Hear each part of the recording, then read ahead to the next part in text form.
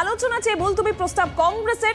কেরালায় পর্যাপ্ত টিকা চেয়ে গান্ধী মূর্তিতে বিক্ষোভে বামেরা। আজ আবারও বিরোধীরা বৈঠকে বসছেন। কিভাবে সরকারকে চাপে ফেলা যায় সেই নিয়েই কিন্তু এই বৈঠকে আলোচনা হবে।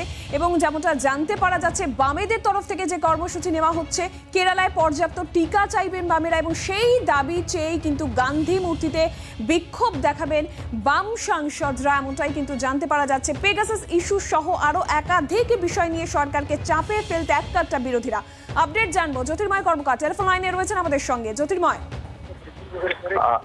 দেখো, আজকেও এক প্রস্তাব বৈঠক হয়, সেখানে রাহুল গান্ধী উপস্থিত ছিলেন এবং তার পাশাপাশি বিরোধী দলের ফ্লোর লিডাররা প্রত্যেকেই উপস্থিত ছিলেন। এবং মূলত এই মুহূর্তে দুটি, প্রথমত লোকসভায় সংখ্যাগরিষ্ঠতা জোরে যাবতীয় বিল পাশ করিয়ে নিয়েছে সরকার পক্ষ, এবং দুটি বিল এখনো পর্যন্ত রাজ্যসভায় বাকি রয়েছে। তার মধ্যে প্রথমত হচ্ছে constitution amendment bill on backward, অর্থাৎ ব্যাকওয়ার্ড ক্লাস, যে বিলকে বিরোধীরা সমর্থন করছে। গতকালও লোকসভায় সমর্থন করা হয়েছে এবং রাজ্যসভায় সে বিল এলেও সে বিলকে রাজ্যসভাতেও বিরোধীরা সমর্থন করবে।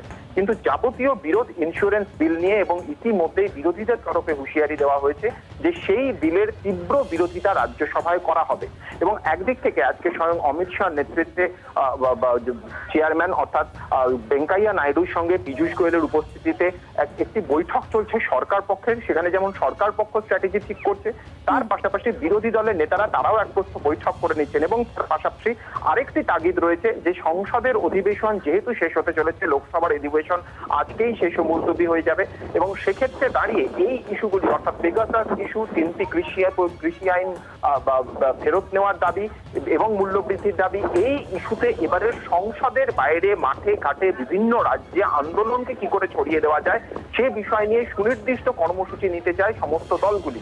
এবং সেই লক্ষ্যেই একটি আলোচনা হয়েছে। এবং যে খবর আমরা পাচ্ছি যে আগামীকাল সংসদের বাইরে বিরোধী দলগুলি একজোট হয়ে কোনো একটি কর্মসূচি নিতে পারে, যার রূপরেখা বা যার ঘোষণা আর কিছুক্ষণের মধ্যেই বিরোধী দলগুলির তরফে হতে পারে। অর্থাৎ শুধুমাত্র সংসদের ভেতরে বিক্ষোভ নয়, সংসদের ভেতরে ধর্ণা অবস্থান নয়, তার পাশাপাশি আজকে লোকসভা মুলতবি হয়ে গেল, আগামীকাল পার্লামেন্টের বাইরে কোনো একটি বিরোধীদের সমন্বিত কর্মসূচি হতে পারে, যেখানে এই ইস্যুগুলি অর্থাৎ পেগাসাস ইস্যু, তিনটি কৃষি আইন প্রত্যাহারের দাবি, মূল্যবৃদ্ধির প্রসঙ্গ, প্রত্যেকটা ইস্যুতে আগামীকাল ধর্ণা হতে পারে, সংসদের বাইরে বিক্ষোভ কর্মসূচি হতে পারে। ধন্যবাদ জ্যোতির্ময়। টেলিফোন লাইনে ছিলেন আমাদের প্রতিনিধি জ্যোতির্ময় কর্মকার আমাদের সঙ্গে। আমরা একবার সরাসরি নজর রাখবো লোকসভা অধিবেশনের দিকে। जिन्होंने ओडिशा के बोलिंगर संसदीय निर्वाचन क्षेत्र का प्रतिनिधित्व किया, श्री नित्यानंद मिश्र का निधन 93 वर्ष की आयु में भुवनेश्वर में 22 जुलाई 2021 को हुआ।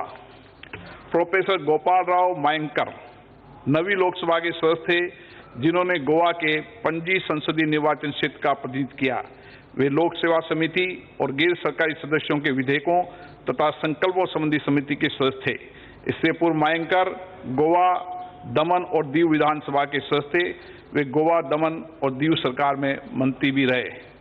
प्रोफेसर गोपाल राव मयंकर का निधन 87 वर्ष की आयु में पणजी में 22 जुलाई 2021 को हुआ। श्री सुदर्शन राय चौधरी नवी और 10वीं लोकसभा के सदस्य थे, जिन्होंने पश्चिम बंगाल के श्री रामपुर संसदीय निर्वाचन क्षेत्र का प्रतिनिधित्व किया। श्री चौधरी पश्चिम बंगाल विधानसभा के सदस्य रहे। वे पश्चिम बंगाल सरकार के उच्च शिक्षा मंत्री भी रहे। श्री सुदर्शन राय चौधरी का निधन 75 वर्ष की आयु में 31 जुलाई 2021 को हुआ। हम अपने पूर्व साथियों के निधन पर गहरा शोक व्यक्त करते हैं। ये सभा संतप्त परिवारों के प्रति अपनी संवेदना व्यक्त करती है। अब सभा दिवंगत आत्माओं के सम्मान में थोड़ी देर मौन रहेगी।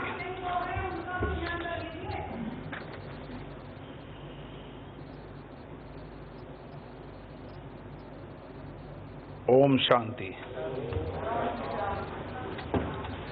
माननीय सदस्यगण, आज 7वीं लोकसभा का छठा सत्र समाप्त हो रहा है। यह सत्र 19 जुलाई 2021 को प्रारंभ हुआ था। इस सत्र में सदन का कामकाज अपेक्षा के अनुरूप नहीं रहा। निरंतर गतिरोध के कारण इस सत्र में सदन की कुल 17 बैठकों में मात्र 21 घंटे 14 मिनट तक कार्य संपादित किया गया। व्यवधान के कारण बैठक के लिए नियत 96 घंटे में से 74 घंटे 46 मिनट तक सदन में कामकाज नहीं हो सका। इसके कारण इस सत्र में सदन का कार्य निष्पादन मात्र 22% रहा। सत्र के प्रारंभ में लोकसभा के 4 सदस्यों ने 19 जुलाई 2021 को सदस्यता की शपथ ली। सत्र के दौरान सदन में कुछ महत्वपूर्ण वित्तीय और विधायी कार्य का निष्पादन किया गया। इस सत्र के दौरान 15-17 विधेयक पुनर्स्थापित किए गए। संविधान 127 और संशोधन विधेयक 2021 सहित 20 महत्वपूर्ण विधेयक पारित किए गए। सत्र के दौरान निरंतर व्यवधान के बावजूद प्रश्नकाल में 66 तारांकित प्रश्नों के उत्तर दिए गए। माननीय सदस्यों ने नियम 307 के अधीन कुल 331 मामले उठाए। स्थायी समितियों तथा सभा में 60 प्रतिवेदन प्रस्तुत किए गए। माननीय मंत्रियों द्वारा विभिन्न महत्वपूर्ण विषयों पर कुल 22 वक्तव्य दिए गए। संसदीय कार्य मंत्री द्वारा सरकारी कार्य के संबंध में 3 वक्तव्य भी दिए गए। सत्र के दौरान संबंधित मंत्रियों द्वारा 1243 पत्र सभा पटल पर रखे गए। मैं सभा की कार्रवाई को पूरा अवसर पर सभा को प्रधान की समर्पित और त्वरित सेवा के लिए महासचिव और लोकसभा सचिवालय के अधिकारियों और कर्मचारियों की सराहना करता हूं। मैं आप सभी की ओर से प्रेस और मीडिया के मित्रों को भी धन्यवाद देता हूं। मैं सभा की कार्रवाई संचालित से संबद्ध एजेंसियों को उनके दिए गए प्रधान सेवाओं के लिए भी धन्यवाद देता हूं। माननीय सदस्यगण अब वंदे मातरम के लिए अपने स्थान पर खड़े होंगे।